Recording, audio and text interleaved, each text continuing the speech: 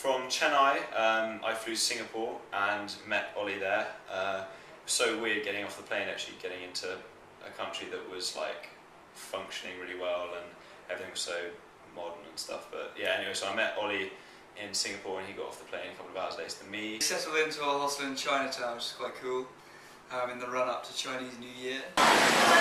First video of Singapore, and we might as well be in China because we're in Chinatown, staying at a hostel just down the road, and this is the Chinatown Food Emporium. This is where we're queuing up to order from. There's probably like one site in Singapore, which is the zoo, and we did see it. We're about to get the bus to the zoo, and this is how you get on a bus, Singapore style. So first you have to queue, which is what these organised lines are with the arrows, just in case you don't know which way the bus is. And then you reach sliding doors, which then have to open. You wait for the bus to pull up there, they then open, and then the first person in the line gets on the bus. Simple. We saw white tigers, white rhinos, lots of other things that are nearly extinct. Here we are with the feeding of the monkey. What do they eat? Rice ball. Rice balls. Meat and eggs. So the sort of thing you find in the wild.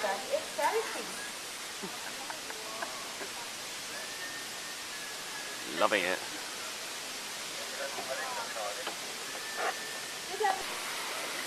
Let's have a look at the white tigers, both wallowing in the water. There's a third one just chilling out up there.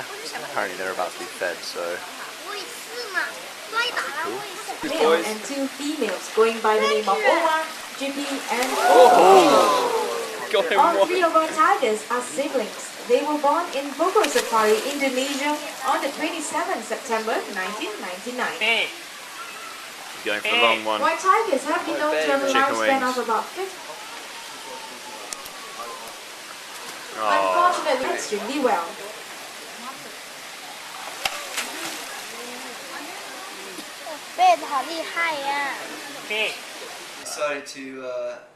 We decided to hit the tourist trail and went to Raffles Hotel to indulge in a classic Singapore sling.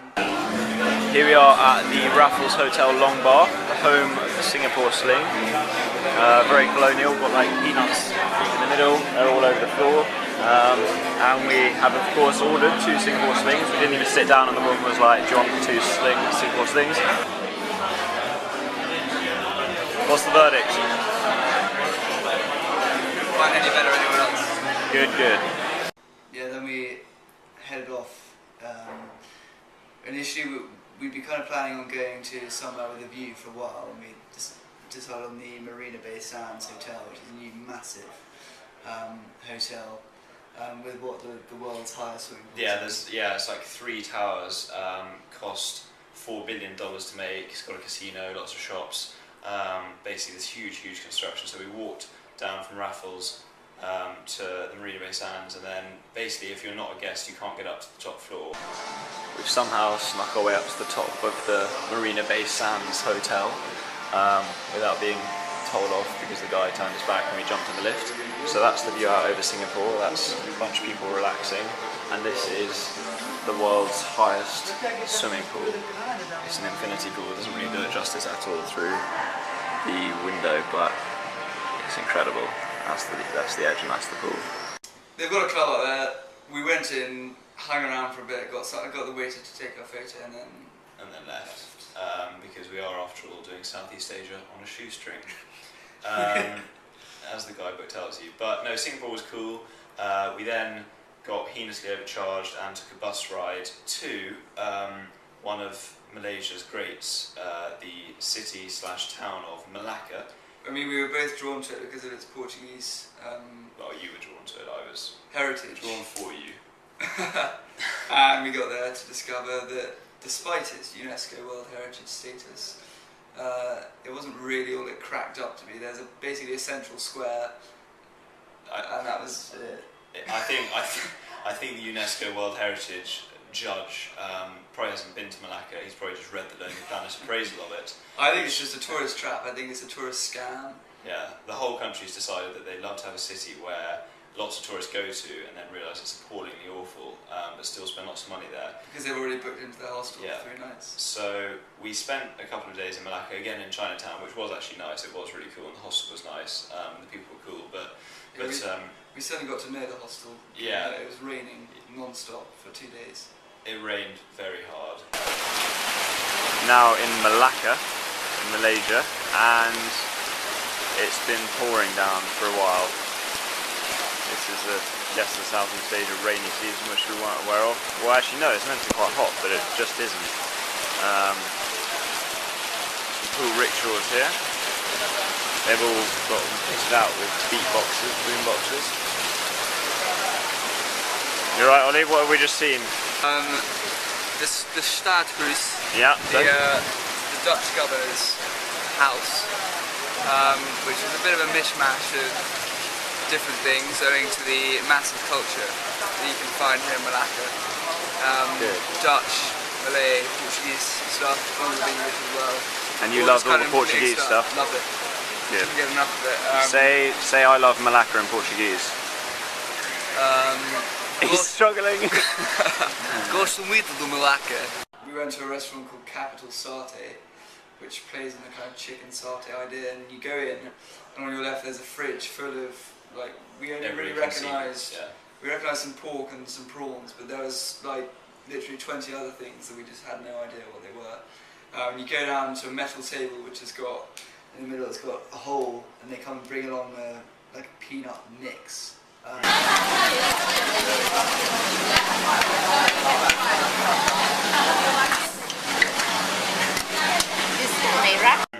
Once you start stirring around. Yeah, it was peanut, sugar and chilli, and they stir it all up for you, and then you basically just dip numerous skewers into it, and you actually cook them in there. So I don't know what health and safety would have to say about like huge amounts of raw chicken just like being served up to people. You're given quite loose instructions, so there's 2 bands of cooking. One's 1 minute, one's 3 minutes, and give or take. From Melaka we happily moved on to KL, Kuala Lumpur, which was far better, far cooler, far bigger, a bit like Singapore, but way better in my opinion. And cheaper. And yeah, significantly cheaper. On the first day we decided to go to what's known as the KL Tower, which is just basically a massive tourist attraction where you can go up. I don't know how tall it is. I think it's the second tallest building in KL. You get an amazing view all around. Is it third? There's 2 Petronas Towers. On. No. Okay. We went up the KL Tower and saw the Petronas Towers from there. Saw the rest of KL. And that is the Petronas Towers, which is the highest building in the world until like 2000 and something, 2002 I think. It's the base of the Petronas Towers. Highest building is obviously in KL, and it's only really when you stand at the bottom that you realise quite how high they are. So if you go up one tower, I mean, it goes all the way up there, and then obviously it's got a spire on top, viewing platform in the middle, which sadly we haven't made it to because we had to get up at 5 AM to queue for tickets, which we didn't, so we haven't. Then we got a cab to Melaka Square, which is it's a massive square. It's quite nice because it's grass rather than anything else. We're now in Melaka Square, which is Kuala Lumpur's answer to Tiananmen Square, Red Square, famous squares. It's grass, which is a bit different.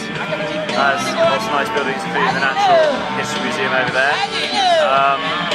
Differs from Tiananmen Square and Red Square in the sense that it's got a tug of war match going on. It's actually quite serious. They're probably kicking in bare feet. Look at their coach as well. Yeah, and the coach is on the sideline shouting advice.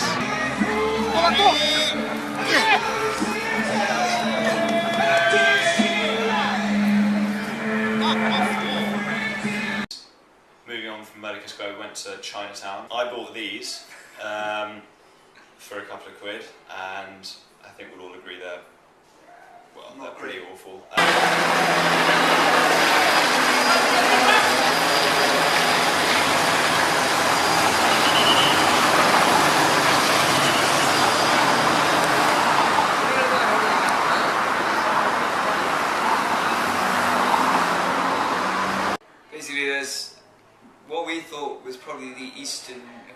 the Tour de France, which is called the Tour de Langkawi, which is just a kind of bike race. I'm going to take these off now. So.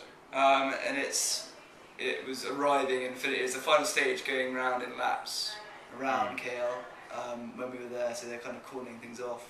And so we watched that for a while and then made our way back to the hostel.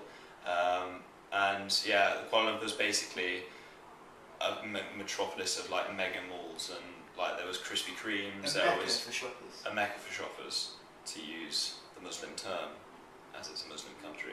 Did quite a lot of eating in like food courts, had lots of nice sushi. Malaysian, well I was going to say Malaysian food, but Ollie had sushi. I stuck to the local fare, as I did in India, to my peril. We're inside the Times Square Mall, and it has its own theme park inside it, including the world's only indoor roller coaster that's in a mall. This is the roller coaster we're about to get on. Hey.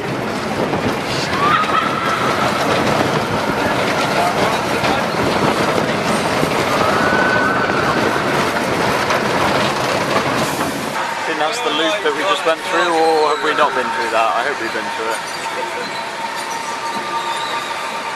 All the way down into the mall. The next day we went to the National Museum, which was much better organised than the museum we went to in Melaka. And then after that we decided we'd go on a Segway tour. Now on the Segway, about to head off on our tour. It's the weirdest feeling, you literally just lean forward, looking incredibly cool with my fake Oakleys and helmet. Ollie's first trip on the Segway.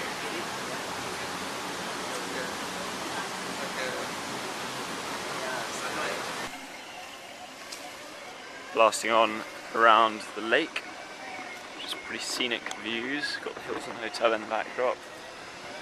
A couple down there. Nice landscape gardens. On our last day in KL we went to the Batu Caves, which are a big Hindu pilgrimage site. Here we are at the entrance to the Batu Caves. It's a Hindu shrine which is actually located inside the cave. All the way out there, there's apparently 272 steps which we're about to head up.